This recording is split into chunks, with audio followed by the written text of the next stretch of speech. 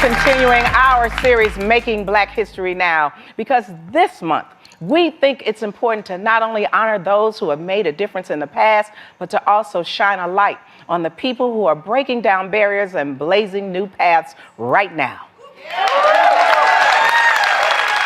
Our history maker today is an influencer and a pioneer who became the first Black rodeo queen in my home state of Arkansas. Please welcome the very inspiring Judea Kirsch.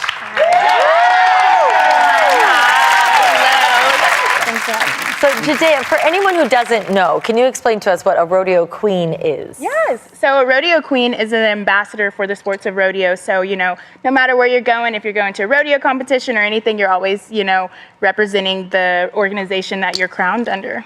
Wow. Mm-hmm. And then, so how did this come into your life? How did rodeo come into your life? So I started riding horses when I was 6 years old. I was sexually assaulted, and my mom, she put me into counseling, and so my counselor, I always say, she set me in a saddle and she handed me the reins to my freedom, and she was like, this is a 15. And she had told me, she's like, this is a 1,500-pound animal. If you can control this horse, you can control anything that comes your way. And I've been riding horses ever since. Wow. That's incredible. Yeah, I love that. Now, Judea, I want to reiterate to the crowd that you're a Black rodeo queen. Can we just give her another round of applause for that, please? So I can't imagine that was an easy thing to do. So tell me some of the obstacles that you had to get over to become a Black rodeo queen. So I actually did my rodeo queen competition in the middle of me drill teaming. I was on a team with 19 other girls, and I just so happened to be the only Black girl that was on the team.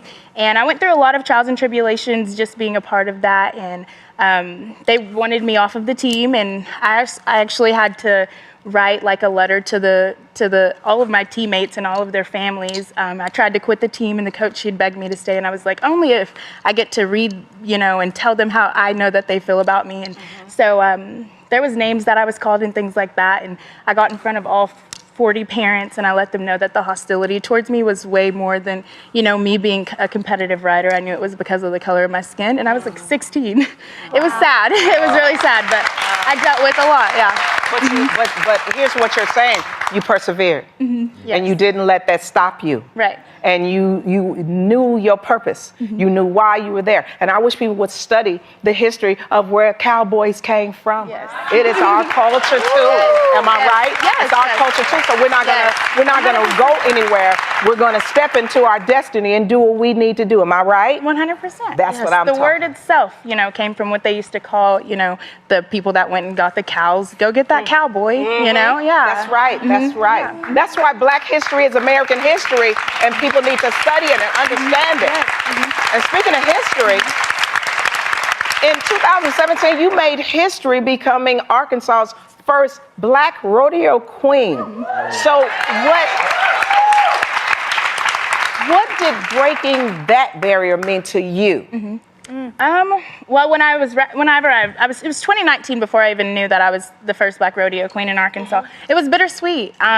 Whereas I was shocked and like, oh my goodness, yay, I'm this person. It was also like, dang. Like when I went and Googled Black rodeo queens, I just found me. Right. And there was a woman that was crowned the year after me. So I was like, where it was rewarding, it was like, I have so much work to do. So much work to do. Wow.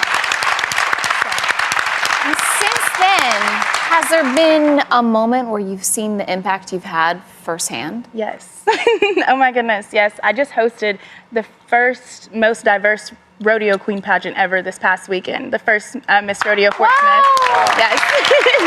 We had a total of 32 contestants, and of every race. We had Vietnamese, Hispanic, Black women, women that you don't see taking up the space. And it was just listening to those little girls, talk on the news. They were on the news and they were talking about how, I inspired them. Most of them even came to the pageant because I was hosting it. And so it was just like, not only have I been able to see the impact there, but, there's grown women that always talk, I look up to you, you created this space for me, just speaking up and using my platform and speaking to the Western brands about their lack of diversity and representation. I've been able to see it through, journalists that I'm working with now, working with brands, and they're like, I have this opportunity because you spoke up, and after you spoke up, they came to me. Judea, I've been following you on social media for a while now, and you are I mean, I realize your role in the Western world is very important, but can we just, your sense of fashion, we have to look at this. Give us a twirl, Yes. give us everything.